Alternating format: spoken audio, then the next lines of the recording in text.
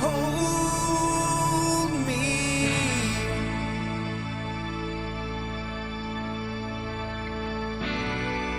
I can feel so wrong.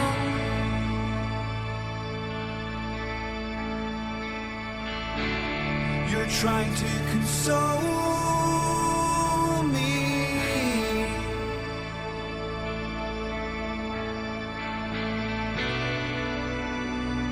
Your chance has long gone. So baby, won't you take my hand,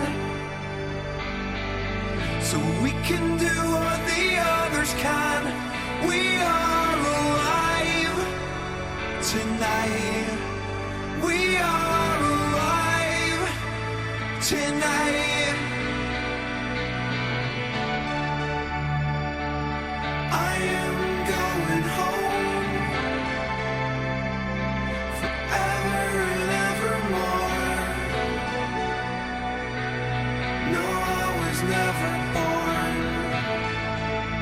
and there's no such thing as home.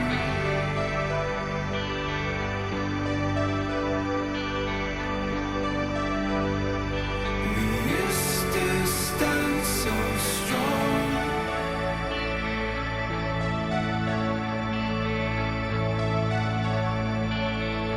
That's why the others have gone.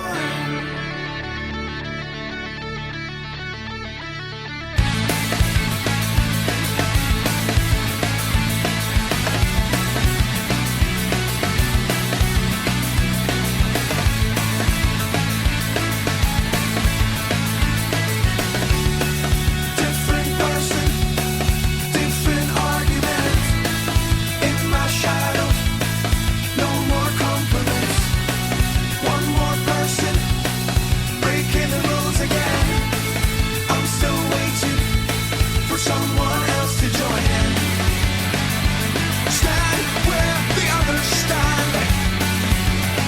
We're right tonight. Land where the others land. We're right tonight. I am going home forever and evermore. No one's never born, and there's no such thing as home. We used to stand so strong. That's why the others have gone. Scintillating and inspirational conversation. Dead to everyone. Little purpose, little consequence. Too combative, too cool to realize. Different person, different argument. In my shadow, no more compliments. One more person, breaking the rules again. I'm still waiting for someone else to join in. Stand where the others stand. We're alive tonight. I am going home forever and evermore. No one's ever born, and there's no such thing as home. Used to stand so strong. That's why the others have gone. I am going home forever and evermore. No one's ever born, and there's no such thing as home. Used to stand so strong. That's why the others have gone.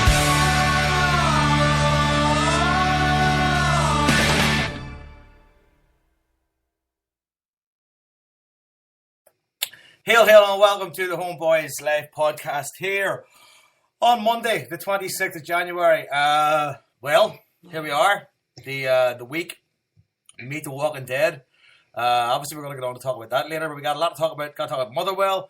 We got to talk about Ross County. We got to talk about Astroshires in Drogheda. We got to talk about the ad in the Herald. We got a guest coming on. He wants you to come and stay at his house. He wants to come stay at Eunice. Yep. This is the official HomeBhoys Swingers Club we're setting up. No, so maybe we have a guest coming on. We got a packed show today, so we're going to get flat into it. Joined by the usual Paul Larkins there. Paul safely back in the bosom of Caledonia. God, I don't know where you were going with that, Joe. I am. And of course, David Harper has well rested. Right, man, top. Having a couple of G&Ts. Did you? Remember you poured us those G&Ts the other night, and we just looked at them going, "Nah, this is not going to happen." I drank them yesterday. You did. I knew you were going to. That's how old we're getting. We just can't do it anymore. So and then Jason Higgins as well. You had a quiet weekend, did you? In comparison to us. I did, mate. Aye, very quiet. It's not like me, but there you go. Slippers on. Graham Norton on the box. Aye. Taking it easy. I finished Love Hate, gutted at the end. It's finished. I thought I had another series to go.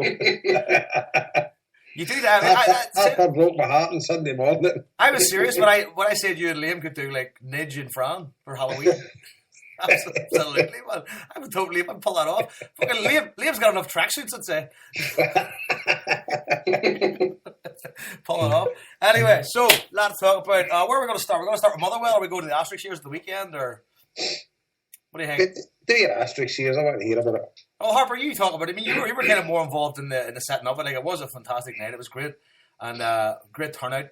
Paul, we all seemed to really enjoy ourselves. Harper, I mean, like, were you happy with the way things went? I mean, you were heavily involved in setting it up, and I listened to the trials and tribulations along the way. Well, there wasn't many spreadsheets or nothing involved in our setup. We turned up 2 hours before it started, plugged in the laptop, Aye. But no, I was quite. I have to say, as you know, I have anxiety issues, and I honestly, I was on Saturday thinking. Don't be a laugh, mate. Sorry. I know, but I'm genuinely hoovered my house twice. I was genuinely, what if nobody turns up, and then we're the one that nobody turns up, and then, because obviously we weren't doing tickets and everything, so we didn't know. And I'm thinking, then I've got to go on Monday night and talk about it, and there was only 12 folk, you know what I mean? But I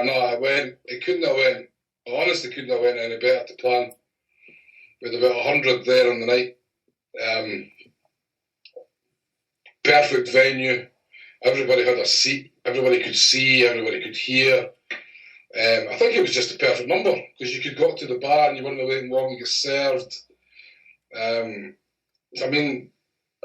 more interested in what Paul thought compared to like other places. I'm not saying like it was better or worse than anybody else, because obviously Paul can gauge how it was better than me. Like, no, because me and you stood at the door for the first couple of hours, obviously. Was that your first time in Drogheda, Paul, or no? It was, aye. It was indeed. I've got to say right away that the by far the best night for me in terms of the respect I was shown by people. Everybody was just so friendly and supportive, and that never had a single issue with anybody, which is probably the first time I've done a screening where there's been nothing like that at all. There maybe always one guy wants to point the finger or say you should have done this, whatever it might be. Never had any of that issue at all. And that just added to it. I mean, it was a fantastic venue, great setup with the projector there, and it was a screen there, big one, and the sound was fantastic. As you said, the chairs and the way they were laid out was brilliant. Good value beer and stuff like that, and the people were just fantastic. And it was good. It was really, people were really responsive and supportive and things like that. And it was funny, being on a stage like that with stage lights and stuff, and then people were asking questions, and I couldn't actually see them. I could only just hear them. And but it was good. It went really well, and it was also quite funny as I got off the stage and Big Connor was spread eagled over a fucking dance floor, having won too many, and it was just one of the nights. I mean, I've got to thank Des O'Brien. He came and picked us up in Artane. 5 o'clock, drove us up to Drogheda. I had never been there before, he said. Just got in, fine, no problem. And then by the time we left and saying to the white people, this, that, and next thing, I thought it was about 11:30 or something, and it was only when I sat down in his car, I looked at the clock and it was 5 to 2. I was like, fucking hell. So fair play to him sitting there sober all night. putting up with us, because that's everybody's been in that position. It's not a fucking easy shift. But no, I just want to thank everybody that came. Thank St. Lawrence's CAC, the 300 members of the Byrne family that were there. All these people made it just a fantastic night. Do you know what? See what you said about standing on the stage with the lights? I was the same when I was doing my introduction, because I was like, I wasn't even sure if anybody was listening, because I couldn't see if anybody was looking to watch the stage, But so that was quite weird. But no, I thought it went well. And Paul, your Q&A was excellent. Obviously, Millish for St Margaret's in more than 90 minutes hosted that with you, and Brian was on the floor. We had the radio mics, so I think that really worked out well. And I think we could even went on for another half an hour. Yeah. Q&A, but obviously we had Damien Quinn, who'd come down from Belfast. He'd come straight down. He'd been playing on the Rock for obviously the cup final was on up the north with Cliftonville and Ballymena. Mm-hmm. He'd been playing at that and come right down, so he was waiting to set up. But everything went. Jason, I have to say, everything went absolutely perfect. It couldn't have went any better, really. To be honest, no. We raised a few quid for the club, because we're just a small club and we're still kind of just finding our feet. And as Paul says, he really charges a nominal fee, to help out supporters club. So it was great for us we made a few quid on the door and that, Once we covered everything, we still made a few quid. So that was great, And it was brilliant to hear Joe singing the song he wrote live as well. Aye. That's right, because it was. That song, I think people. I was thinking, Christ, this will be a hard song to sing live, but Jesus Christ, it was what a performance it was, Joe. It was absolutely brilliant. And I wish you could remember it, Paul, to be honest with you. Well, aye. And I'll be honest with you, when you started singing it, Damien Quinn was absolutely fucking just his eyes on the stage. He was just like, did he write that? So I said, aye, he did, aye. And he was just like, that's fucking amazing, And that was good. And then, of course, he was great singing as well, and I think we were off at the dance floor at one point, boogieing on down, slow dancing. There was some dodgy White Sergeant, you name it. I stood at the bar at one point and was watching the dance floor, going like, "That is some dodgy." That's you wouldn't even see that at a wedding. That wee Chinese lassie I was dancing with knows nothing about football. I hadn't even heard of Celtic or anything, but she definitely hates Rangers now since she left. Harper, that was the funniest thing, because you kind of asked her to dance when the slow numbers were going on, Yeah. And she's very shy and she didn't get up, but so you kind of stood in the dance floor pretending to dance with somebody invisible. That's right. Well, waiting at her. I started to Gary. I says, "It looks like he's holding fucking an invisible guitar." He's just standing there, and among all these other couples on his own with his eyes closed, singing like a champion. And then she kind of joined him on the dance floor. I was breaking my balls laughing, man. Funny. I've a couple of texts here, Papa. I've had a couple of texts here about the lights you're using. A couple of comedians that do the circuit are learning them from when they do shows in Brigton. Yeah, Jason, I'll tell you what was weird. And obviously you spoke about this when you were at the premiere.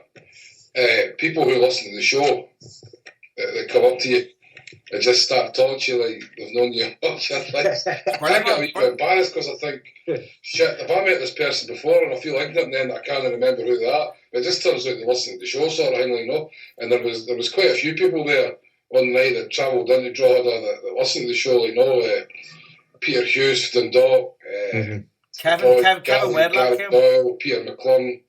I can't remember all the names, Joe. Kevin Wedlock, come on, mate. Kevin was Gary McGeady, of course, came down. Gary, we bumped into Gary on the street. Gary, they're good. A boy flew out for Blackpool, believe it or not, just for the gig, Flew back this morning, so brilliant. That was great. Excellent. It was a great night. It really was a great night. Meeting people and talking to people. At one point, I was talking to Big Connor at the end of the night, and he was drinking them vodka and Red Bulls. He was talking like a fucking steam train. Right? And I couldn't make a fucking word he was saying. It was hilarious. But you know what else? What made me realise a lot